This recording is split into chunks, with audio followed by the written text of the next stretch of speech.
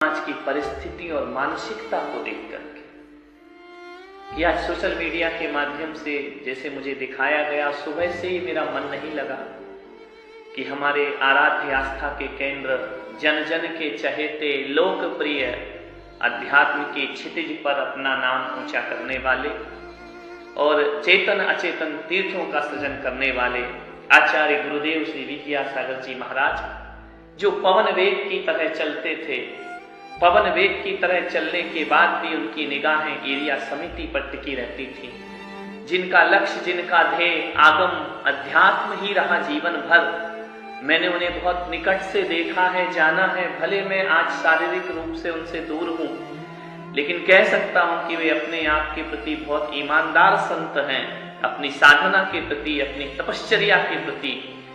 आज उनकी शारीरिक अस्वस्थता को देख करके, पंचम काल है, हीन सहनन है, दुष्यम काल में भी जो कठोर तपस्चरण करते हैं, ऐसे महान आचार्य जिन्होंने भी कुंडलपुर में इतना बड़ा आयोजन किया, ऐसे महाराज आज इतने शिथिल हो गए शारीरिक रूप से, दैहिक रूप से।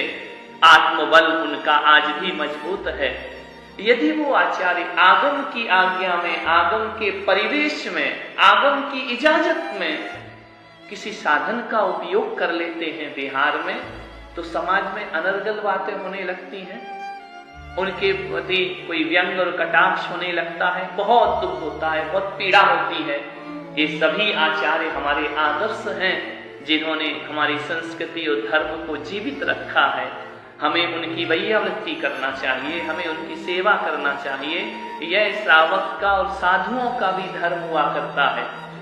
ऐसे महान आचार्य, कई बार मुझ पर कष्ट पड़े, आचार्य महाराज ने हमें संबल दिया, साहस दिया। मुझे याद है कि जब मुझे कोरोना था और ऐसा लग रहा था कि अब मेरा जीवन नहीं बचेगा, तो मेरे गुरु आचार्य पुष्पदंत सागर जी महाराज और मेरे दादा गुरु, परम गुरु आचार्य विद्यासागर जी महाराज, मालूम है सुनील ब्रह्मचारी मेरे अति आत्मीय हैं, उन्होंने मुझे आशीर्वाद दिलाया था आचार्य महाराज से, आचार्य विद्यासागर जी महाराज से, जिन्होंने मुझे शक्ति प्रदान करी। मुझ जैसे ना जाने कितने लोगों को जिन्होंने अपने आशीर्वाद से शक्तियां दी, आज वो निशक्त कैसे हो सकते हैं। हम उनके लिए कुछ नहीं कर पाए, हम उनके ऋण से कभी उऋण नहीं हो पाएंगे। हम यही प्रार्थना करते हैं कि परमात्मा उन्हें शक्ति प्रदान करे, उन्हें शारीरिक बल प्रदान करे। वृद्धावस्था है, क्या कर सकते हैं, लेकिन मैं समाज से इतना ही कहूंगा कि उनके लिए दुआएं करें, उनके लिए प्रार्थनाएं करें, मंत्र जाप करें।